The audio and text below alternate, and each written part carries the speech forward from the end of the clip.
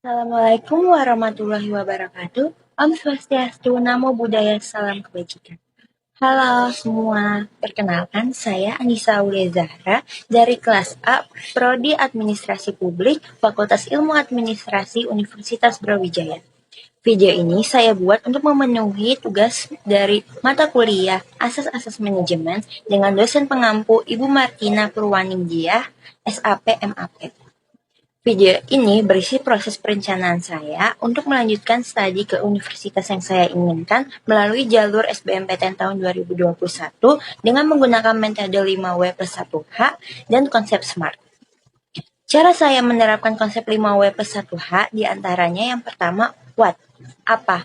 Tujuan utamanya yaitu untuk lolos SBMPTN tahun 2021. Yang kedua, why? Mengapa? Alasannya tentu karena saya ingin mendapat gelar sarjana dan untuk membanggakan kedua orang tua saya.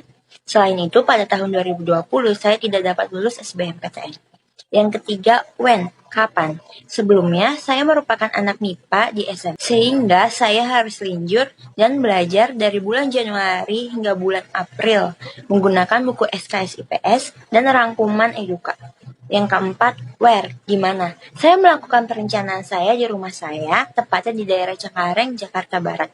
Yang kelima, who? Siapa?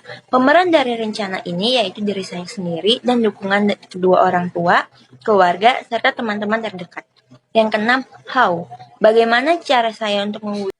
Yang pertama, saya memanajemen waktu dengan baik antara kuliah dan belajar untuk SBMPTN. Yang kedua, latihan soal dan mengikuti tryout Eduka. Yang ketiga, evaluasi setiap tryout dan memahami pembahasannya yang belum saya kuasai. Yang keempat, mendekatkan diri kepada Tuhan dengan cara sholat tepat waktu, sholat sunnah, beramal, dan meminta restu kepada kedua orang tua.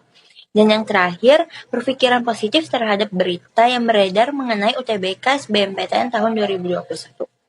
Selanjutnya, ada metode SMART, yaitu SMART. Yang pertama S atau spesifik. Jika ingin lolos SBMPTN pada tahun 2021, merupakan rencana yang jelas tujuannya. Harus paham strategi dan materi yang biasanya keluar dari UTBK tahun-tahun sebelumnya. Kedua, ada M atau measurable, yang artinya rencana saya dapat diukur tingkat keberhasilannya. Cara saya mengukur tingkat keberhasilannya yaitu melalui setiap hasil tryout yang saya ikuti. Jika nilainya mendekati atau mencukupi, berarti saya harus tetap belajar dan meningkatkan kemampuan saya. Tetapi rencana tersebut kemungkinan besar akan tercapai. Yang ketiga, ada E atau achievable, artinya rencana saya dapat dicapai. Keempat, ada R atau realistik, artinya sesuai dengan kemampuan yang saya miliki. Rencana saya dapat realistis jika saya niat dengan benar, bersungguh-sungguh, serta fokus untuk mendapatkannya. Yang kelima ada time, artinya memiliki batas waktu yang jelas. Tujuan saya memiliki waktu yang jelas antara bulan Januari hingga bulan April, karena saya UTBK pada tanggal 16 April.